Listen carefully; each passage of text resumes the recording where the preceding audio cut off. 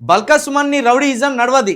Chennur camp ఆఫీస్లో మీడియాతో మాట్లాడుతున్న మంత్రి వివేక్, పక్కన ఎంపీ వంశకృష్ణ. మరి నీ అధికారంతో నువ్వేం చేసినావు కానీ ఆయన రెచ్చిపోయిండు. నీ ఫ్రస్ట్రేషన్ ఇంకెక్కడైనా చూపించుకో, చెన్నూరులో కాదు. మంత్రి వివేక్ ఫైర్. నీ చర్యల వల్ల ప్రజాస్వామ్యం కూని. ఆయనపై పోలీసుల కేసు నమోదు చేసి చర్యలు తీసుకోవాలని ఆదేశం. చెన్నూరులో బల్కా సుమన్ రౌడీయిజం నడవదని, అతని బెదిరింపులు తమ దగ్గర సాగవని రాష్ట్ర కార్మిక గనుల శాఖ మంత్రి వివేక్ ఫైర్ అయ్యారు. బల్కా సుమన్, నీ రౌడీయిజం ఈడ నడవది. నీ ఫ్రస్ట్రేషన్ ఇంకెక్కడైనా చూపించుకో, చెన్నూరులో కాదు. గుంపులుగా వచ్చి కాన్వాయ్పై దాడి చేస్తే ఇక్కడ పడేవారెవరు లేరు. ఇకనైనా తీరు మార్చుకోకపోతే తగిన మూల్యం చెల్లించుకోవాల్సి ఉంటుందని స్ట్రాంగ్ వార్నింగ్. ఇక్కడ ఇచ్చిన మరి వీళ్ళ తెలుగు స్క్రైబ్లన్నీ ఇస్తారు కొన్ని, కాకపోతే వీళ్ళకి పాజిటివ్గా పెట్టుకునేది ఇస్తారు. తెలుగు స్క్రైబ్లో వీళ్ళకి పాజిటివ్గా పెట్టుకుంటారు. ఇక్కడేమో క్యాంతనపల్లిలో బల్కా సుమన్ ఇంటిని చుట్టుముట్టిన పోలీసులు అని పెట్టుకున్నాడు. బల్కా సుమన్ నిన్న దారుణంగా అరిచిండు. మరి కాన్వాయ్ ఎక్కి దారుణంగా అరిచిండు, గట్టిగా అరుచుకుంటా, వార్నింగ్లు ఇచ్చుకుంటా చేసిండు. మరి మొత్తానికైతే చెన్నూరులో పరిస్థితి అదుపు తప్పింది. ఇటు ఒకవైపేమో పోలీసులు చుట్టుముట్టిండ్లు కాంతనపల్లిని, ఒకవైపేమో బల్కా సుమను ఈ కోన్లు తీసి పోలీసుల మీదకి ఇసిరేసిండు. ఏమంటాడు మరి ఇప్పుడు ఈయన మన మంత్రి గారు, కొంచెం రౌడీజం తగ్గించుకోండి, బల్కా సుమను ఈ పనులు చెన్నూరులో చేస్తే నడవయ్యి అంటాను. బల్కా సుమన్ మీద ఉన్న చెడ్డ పేరుతోటి ఇంకెప్పటికీ గెలవడిగా.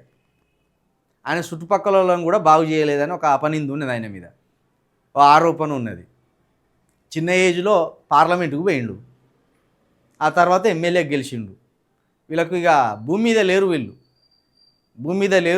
భూమి మీద నడిచే పరిస్థితి కూడా లేదు. వీళ్ళు ఆ కళ్ళు పోయి నెత్తికెక్కినాయి. అవి అహంకారం వల్ల ఏం చేయాలో తెలియదు. ఎంత పద్ధతిగా మసులుకొని ఉంటివి ఇవి విసిరేస్తాయి అంటే వీళ్ళు ఇప్పుడు అరవింద్ గారు ఉన్నాడు, బీజేపీ అరవింద్ గారు, బల్కా సుమను రౌడీయిజం చేస్తేనే మేము రాజకీయంలో ఉండగలుగుతాం, రౌడీయిజం చేస్తేనే మమ్మల్ని నాయకులుగా గుర్తిస్తారు అనుకునే కాడికి తీసుకొస్తాను వీళ్ళు పరిస్థితిని. సరే, అధికారంలో ఉన్నోడు దుర్వినియోగం చేస్తాడు, వాని దుర్మార్గం అంతా ప్రజలకు తెలవాలి. వాడు ఎంత దుర్మార్గంగా ప్రవర్తిస్తే ప్రతిపక్ష పార్టీకి అంత మైలేజ్ వస్తుంది.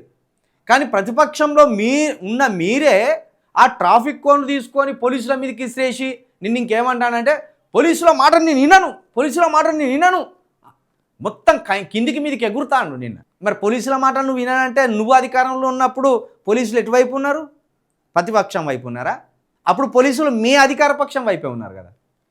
ఎవడు అధికారంలో ఉంటే వాని వైపు ఉంటారు పోలీసు వాళ్ళు. ఎందుకంటే వాళ్ళు ప్రభుత్వ ఉద్యోగులు ప్రభుత్వానికి లోబడి ఉంటారా, నీకు లోబడి ఉంటారా? ప్రభుత్వానికే లోబడి ఉంటారు. అదే లాయాలిటీ అంటే కూడా. కాకపోతే కొంత వాళ్ళు ఇష్టానుసారంగా కేసులు చేసినప్పుడు కొంత వాళ్ళని ప్రశ్నించవలసి ఉంటుంది. నువ్వు కోన్లు తీసి ఇసేస్తా అంటే కూడా నీకు సపోర్ట్ చేయాలంటే ఎట్లనే?